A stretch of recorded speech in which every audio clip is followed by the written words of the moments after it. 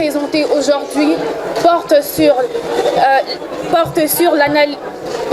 la gestion de la liquidité bancaire au sein de la Robank, analyse suivant les normes prudentielles de gestion de 2016 en 2020. L'objectif fondamental poursuivi dans notre travail était de porter un jugement dans la liquidité immédiate de la Robank. Comme nous le savons tous, la liquidité est un élément important pour la viabilité et la solidité d'une banque et aussi dans les secteurs. Comme exemple, nous pouvons dire, lorsque un client se présente auprès d'une banque et n'a pas accès à ses ressources, cela peut engendrer une crise et aussi nuire à sa réputation. Partant de cette problématique, nous avons posé la question de savoir quel est le mécanisme mis en place par la Robank pour gérer sa liquidité. Partant de cette question principale, nous avons posé deux questions spécifiques. La première question est de savoir quel est le dispositif mis en place par la Robank pour gérer sa liquidité et deuxièmement de savoir si ce dispositif est efficace.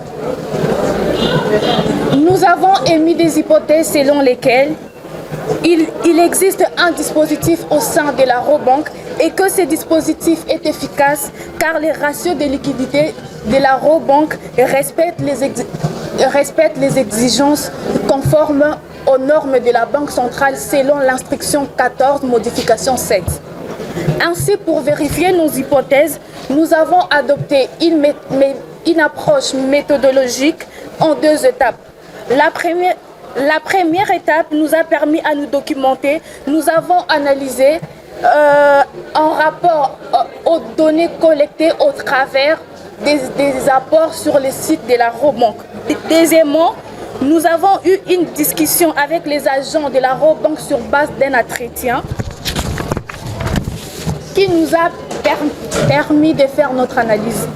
Ces différentes informations ont été analysées et traitées sur base d'un logiciel pour voir comment cela évolue. Après analyse et observation, nous avons abouti que par rapport à l'évolution des ratios de liquidité, la Robank présente un ratio de liquidité largement supérieur au seuil établi par la Banque centrale qui est de 100%. En d'autres termes, cette banque veille toujours que ces dépôts reçus par ses clients soient toujours supérieurs au crédit accordé. À cet effet, il est important de noter que, faisant référence à l'étude faite par le FMI et les cabinets d'audit, il démontre que le secteur bancaire congolais est très liquide et que les postes caisse-banque représentent environ 70%. Bien que ce secteur soit liquide, mais ils ne peuvent pas utiliser ces ressources pour octroyer du crédit parce que ce crédit est en court terme. Et aussi, nous avons trouvé comme résultat qu'il existe bel et bien un dispositif en C de la Robank et que ces dispositifs de liquidité, la Robank utilise deux ratios, le ratio de liquidité en monnaie étrangère et ratio de liquidité en monnaie nationale. En conclusion, nous proposons dans le cadre de notre travail qu'il est important de maintenir un ratio de liquidité de 100%, mais que les banques doivent réellement faire une intermédiation financière, c'est-à-dire accorder davantage du crédit. Comme le dit, après analyse du FMI, notre ratio de banque congolais ne présente que moins de 10% du PIB, que le secteur bancaire congolais est encore fragile et que la Robank en fait partie.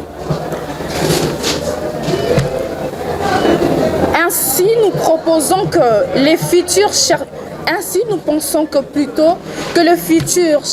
chercheurs pourront aller dans les mêmes angles que nous, en prenant aussi des aspects qui sont importants lors de l'analyse de la liquidité d'une banque et que de mettre aussi un accent sur les niveaux de capitalisation ainsi que de la solvabilité. Madame la présidente du jury, professeurs, membres du jury, distingués invités, je vous dis et je vous remercie.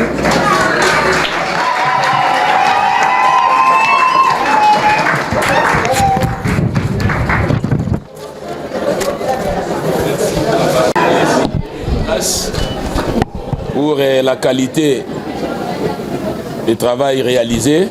C'est un travail très bien présenté. Mais au-delà de ça, j'ai deux petites questions à poser à Madame Alice.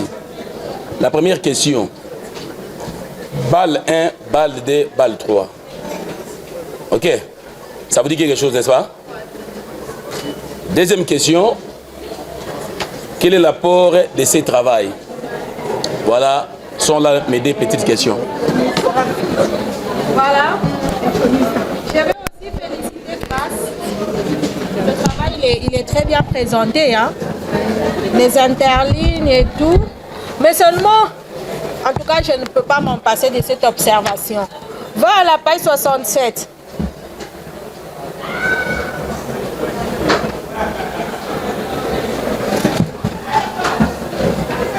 Page 67.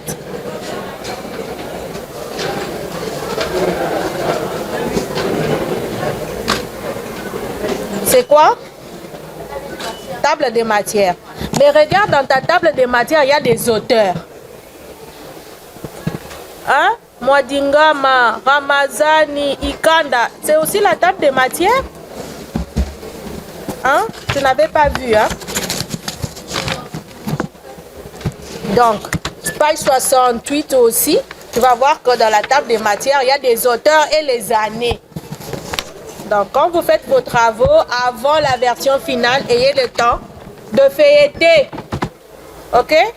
Pour enlever ce genre de choses. Parce que là, ça vient fragiliser la forme de ton travail.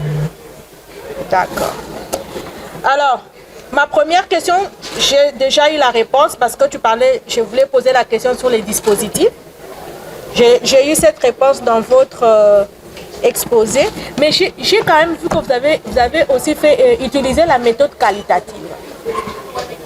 Oui, parce que moi je suis vraiment, j'aime aussi le quali. Hein. Moi dans ma tête, je fais la méthode mixte, qualitative et quantitative. Et je voulais savoir au moins comment vous avez analysé vos données en utilisant cette méthode qualitative. Je suis vraiment curieuse de savoir comment vous avez fait. Et l'autre question, c'est par rapport à BAL 1, BAL 2, BAL 3. Le professeur a déjà posé, mais j'aimerais seulement savoir est-ce que la Robank respecte les normes prudentielles édictées par la Banque centrale. Voilà. BAL 1, BAL 2, BAL 3. BAL 1, BAL 2, BAL 3 se trouve dans les comités des BAL.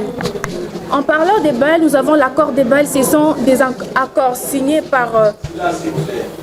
les accords des BAL sont des accords signés par l'Association internationale des banques pour déterminer les normes prudentielles que chaque banque...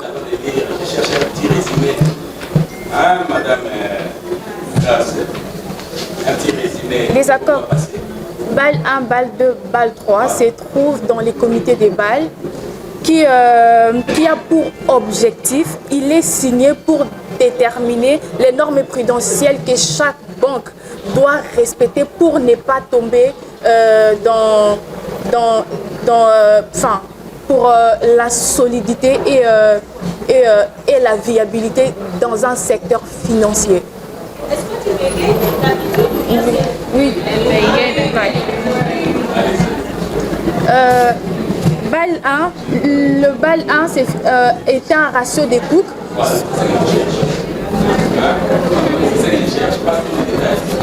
Ok. Les BAL 1 étaient à ratio des coûts.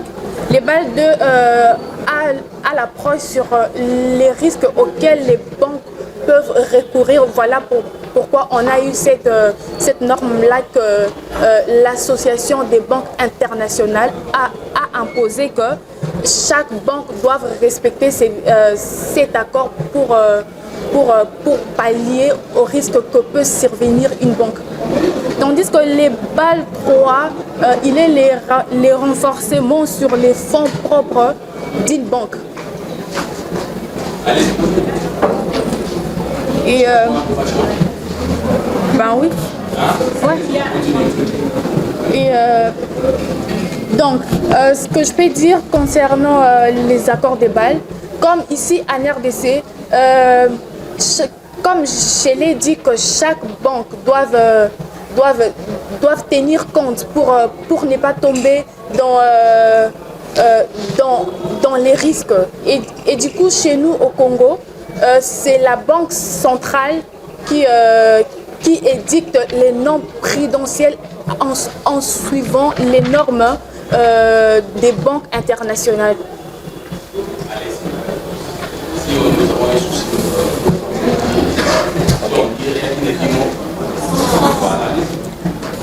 Bon, je pense comme... Ouais. J'ai pas fini votre question, monsieur le professeur. La deuxième question, vous nous avez posé de savoir c'est quoi notre rapport dans ce travail. Notre rapport est que nous avons ressorti dans le cadre de notre travail, dans ces pays, l'importance de la liquidité que doit avoir une banque lors de l'analyse de la liquidité pour honorer ses engagements au travers de ses crédits, au travers de ses clients. Comme par exemple, nous avons l'exemple comme la banque BIAC. BIAC est tombé en faillite parce qu'il était insolvable et il avait un problème de liquidité.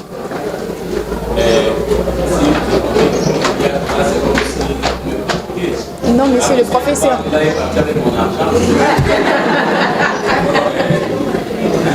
C'était juste une illustration.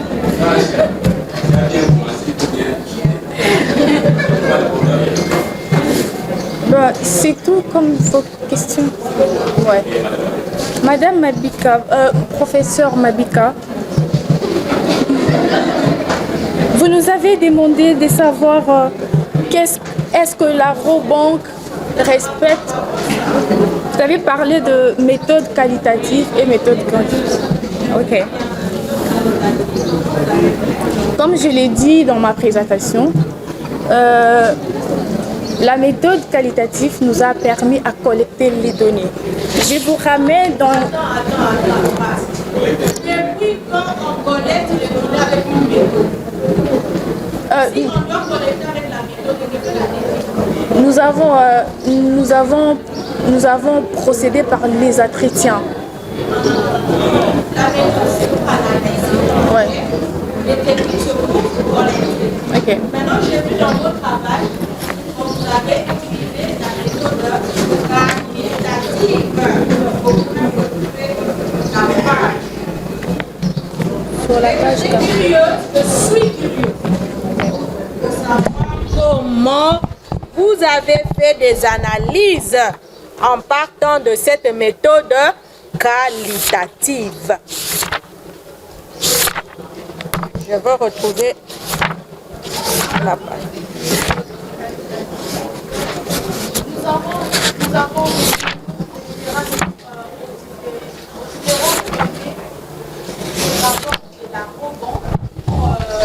Pour pouvoir avoir les données et faire notre analyse suivant les années sous études.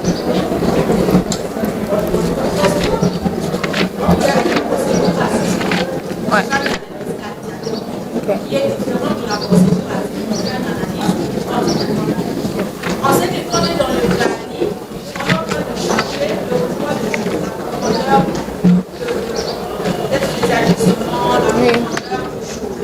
Et il y a une procédure à suivre en cas d'analyse qui n'est pas la même avec la procédure pour les analyses.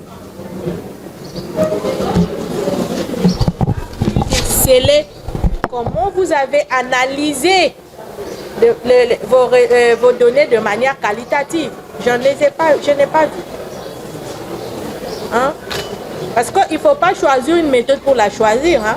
On choisit une méthode parce que l'on sait que cette méthode nous permet de faire ça, ça, ça, en partant des objectifs et des questions même que nous avons. Vous avez bien fait les entretiens, oui. Avec la méthode qualitative, on peut faire un entretien qui peut être directif, semi-directif, non-directif, etc. Mais l'analyse, je voulais vraiment voir comment est-ce que vous avez fait l'analyse en partant de cette méthode qualitative. Continue. Et la deuxième question, vous nous avez posé de savoir est-ce que la Robank respectent les normes prudentielles des banques centrales. Je vous remets dans les chapitres 3.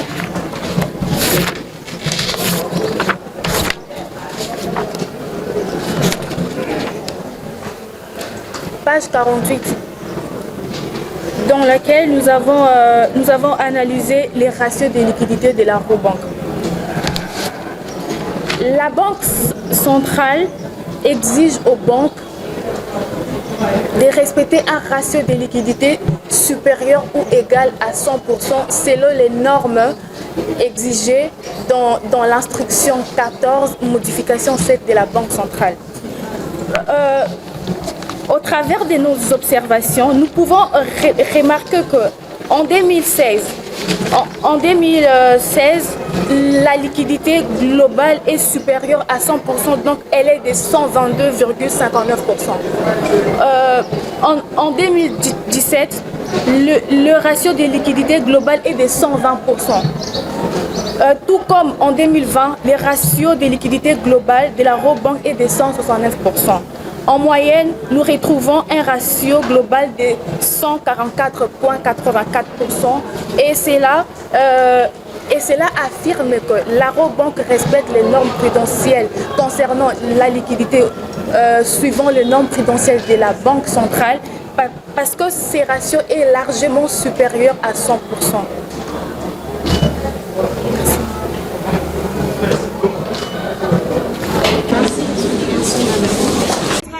Mademoiselle Alessi Eric Kougras a été reçu avec mention grande distinction.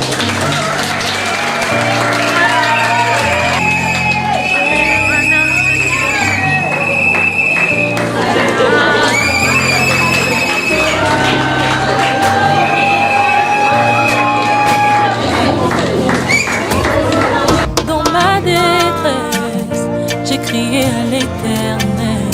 Faut pas pleurer. Dans ma douleur, Faut pas pleurer. j'ai parlé à mon papa. Maman, elle est là. À rester indifférent à Maman, ma elle est requête. Ne m'a pas donné le dos quand le monde me fait souvent. Aujourd'hui, on ne pleure pas.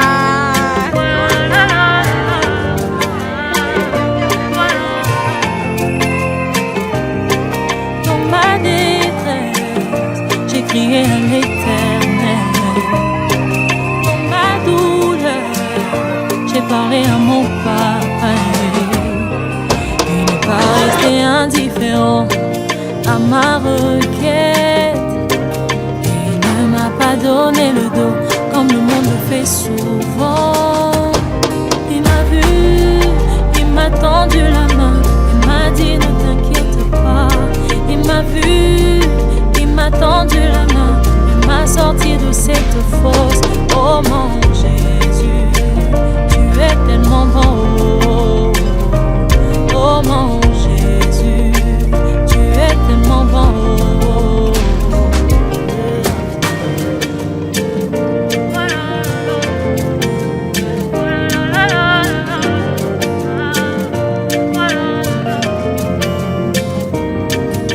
Rémunérateur de ceux qui le cherchent, l'abri de sans force, tu es le repos de mon âme, mon arbre de paix.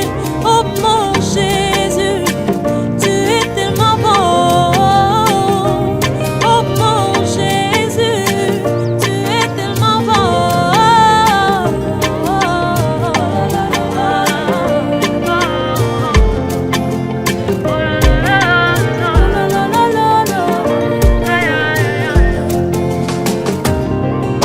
Rémunérateur de ceux qui le cherchent, l'abri de sans force, tu es le repos de mon âme, mon arbre de paix. Oh mon Jésus, tu es tellement bon. Oh mon Jésus, tu es tellement bon. Tu prends la photo, tu en fais comment?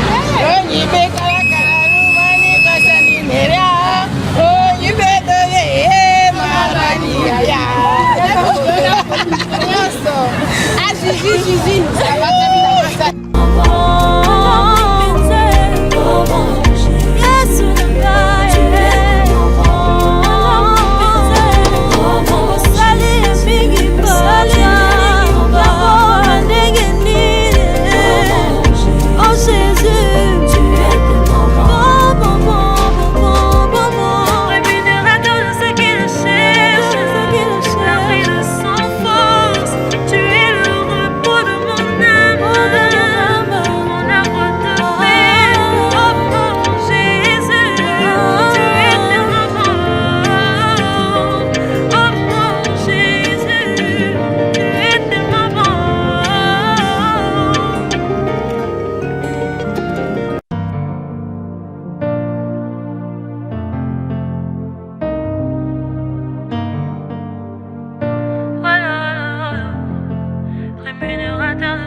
cherche.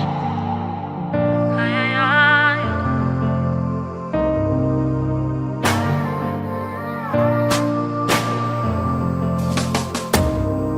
Dans ma détresse, j'ai crié à l'Éternel. Dans ma douleur, j'ai parlé à mon papa. Il n'est pas resté indifférent à ma requête. Et il ne m'a pas donné le dos comme le monde le fait souvent.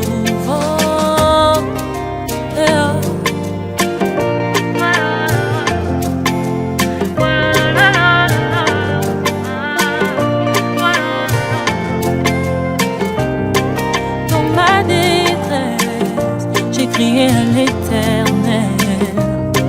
Dans ma douleur, j'ai parlé à mon papa. Il n'est pas resté indifférent à ma requête. Il ne m'a pas donné le dos comme le monde le fait souvent. Il m'a vu, il m'a tendu la main, il m'a dit ne t'inquiète pas. Il m'a vu, il m'a tendu la main, il m'a sorti de cette fosse. Oh mon Jésus, tu es tellement bon. Oh mon Jésus, tu es tellement bon.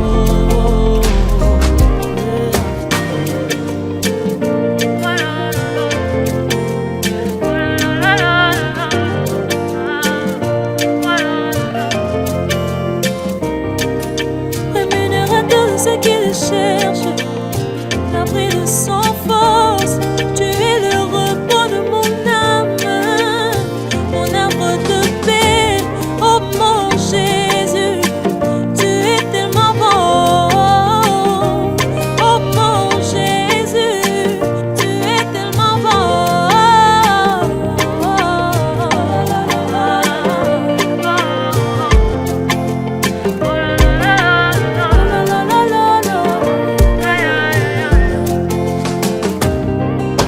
Rémunérateur de ceux qui le cherchent, l'abri de sans force, tu es le repos de mon âme, mon arbre de paix.